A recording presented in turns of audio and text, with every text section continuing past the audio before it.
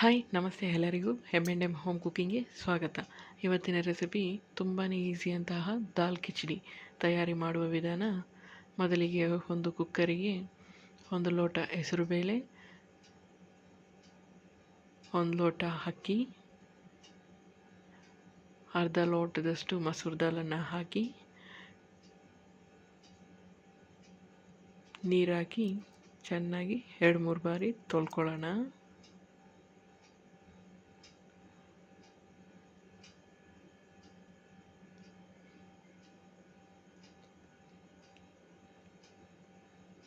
ನೋಡಿ, ಈಗ ತೊಳ್ಕೊಂಡಿದ್ದಾಗಿದೆ. ಈಗ ಇದಕ್ಕೆ ನಾವು ಒಂದೊಂದು ಲೋಟ ಲೆಕ್ಕದಲ್ಲಿ 9 ಲೋಟ ಅಷ್ಟು ನೀರನ್ನು ಹಾಕಿ 3 ವಿಸಿಲ್ ಬರೋ ತನಕ ಕೂಗಿಸ್ಕೊಳ್ಳೋಣ.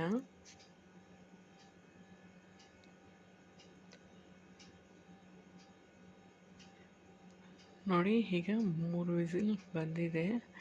ಇದನ್ನು ಪಕ್ಕಕ್ಕೆ ಇಟ್ಕೊಳ್ಳೋಣ.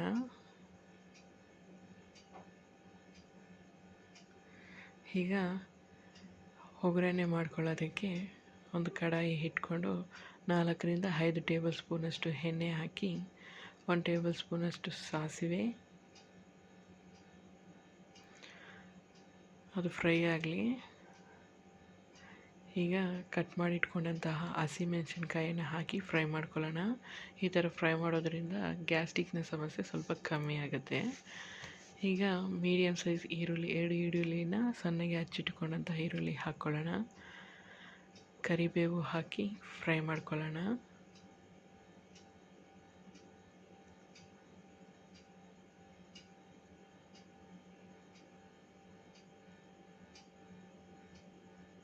ಇದು ಸ್ವಲ್ಪ ಲೈಟಾಗಿ ಕಲರ್ ಚೇಂಜ್ ಆಗಬೇಕು, ಹಸಿ ಸ್ಮೆಲ್ ಹೋಗೋ ತನಕ ಫ್ರೈ ಮಾಡ್ಕೊಳ್ಳೋಣ.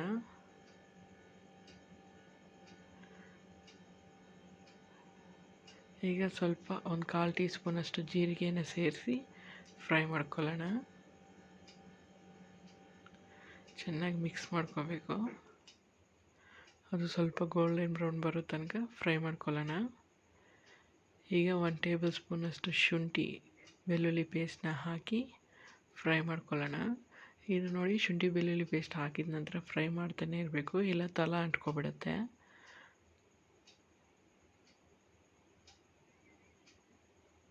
ಇದು ಹಸಿ ಸ್ಮೆಲ್ ಹೋಗೋ ತನಕ ಚೆನ್ನಾಗಿ ಫ್ರೈ ಮಾಡ್ಕೊಳ್ಳೋಣ.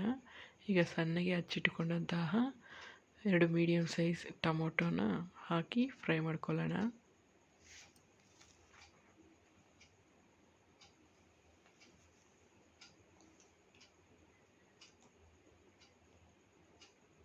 ನೋಡಿ, ಟೊಮೊಟೊನೂ ಚೆನ್ನಾಗಿ ಫ್ರೈ ಮಾಡ್ಕೋಬೇಕು.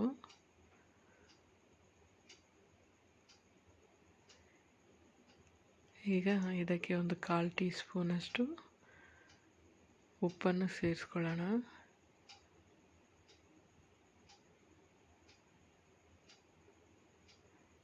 ಉಪ್ಪನ್ನು ಸೇರಿಸಿ ಚೆನ್ನಾಗಿ ಫ್ರೈ ಮಾಡ್ಕೊಳ್ಳೋಣ. ಆಗ ಉಪ್ಪು ಅದಕ್ಕೆಲ್ಲ ಇಟ್ಕೊಂಡು ಸ್ವಲ್ಪ ಟೇಸ್ಟ್ ಅನ್ನೋದು ಚೆನ್ನಾಗಿರುತ್ತೆ. ಈಗ ಅರ್ಧ ಟೇಬಲ್ ಸ್ಪೂನಷ್ಟು ಅರಿಶಿನ, ಅರ್ಧ ಚಮಚದಷ್ಟು ಧನಿಯಾ ಪುಡಿ, ಅರ್ಧ ಚಮಚದಷ್ಟು ಅಚ್ಚ ಖಾರದ ಪುಡಿ, ಅರ್ಧ ಚಮಚದಷ್ಟು ಗರಂ ಮಸಾಲ ಹಾಕಿ ಫ್ರೈ ಮಾಡ್ಕೊಳ್ಳೋಣ. ಇದು ಸ್ವಲ್ಪ ಚೆನ್ನಾಗಿ ಫ್ರೈ ಮಾಡ್ಕೊಳ್ಳೋಣ.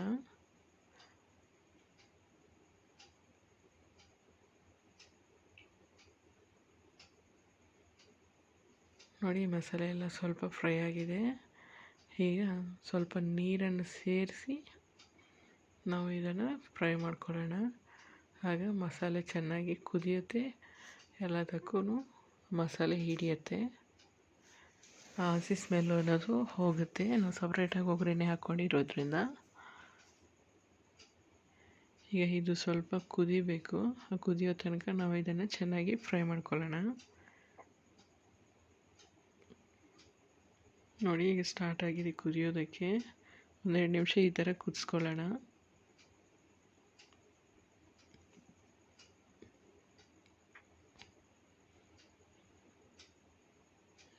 ಈಗ ನೋಡಿ, ನಾವು ಆವಾಗಲೇ ಬೇಯಿಸಿಟ್ಕೊಂಡಂತಹ ಮಿಶ್ರಣಕ್ಕೆ ಈ ಒಗ್ಗರಣೆನ ಹಾಕಿ ಚೆನ್ನಾಗಿ ಮಿಕ್ಸ್ ಮಾಡ್ಕೊಳ್ಳೋಣ.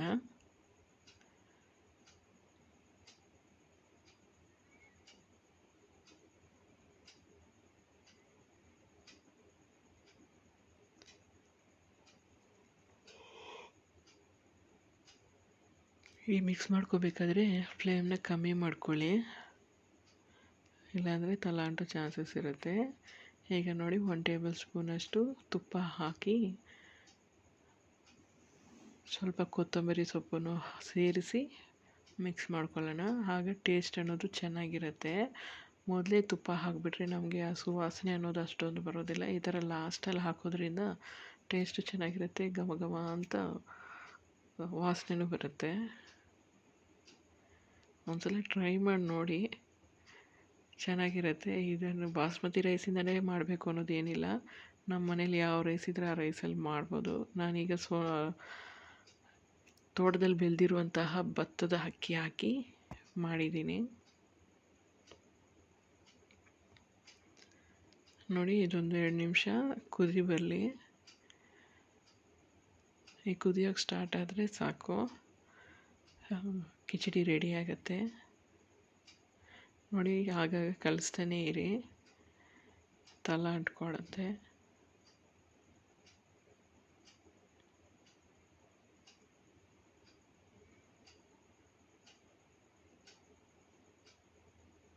ನೋಡಿದ್ರಲ್ಲ ಕನ್ಸಿಸ್ಟೆನ್ಸಿ ಹೇಗಿದೆ ಅಂತ.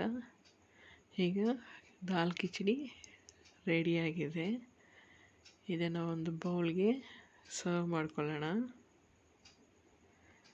ನಿಮಗೆ ಈ ರೆಸಿಪಿ ಇಷ್ಟವಾದಲ್ಲಿ ಪ್ಲೀಸ್ ಲೈಕ್ ಮಾಡಿ, ಶೇರ್ ಮಾಡಿ, ಸಪೋರ್ಟ್ ಮಾಡಿ ಆ್ಯಂಡ್ ಸಬ್ಸ್ಕ್ರೈಬ್ ಮಾಡ್ಕೊಳ್ಳಿ. ನಿಮಗೆ ಯಾವುದೇ ರೀತಿ ರೆಸಿಪಿ ಬೇಕಾದಲ್ಲಿ ಕಮೆಂಟ್ ಮಾಡಿ, ನಾನು ಮಾಡಿ ತೋರಿಸ್ತೀನಿ. Thank you.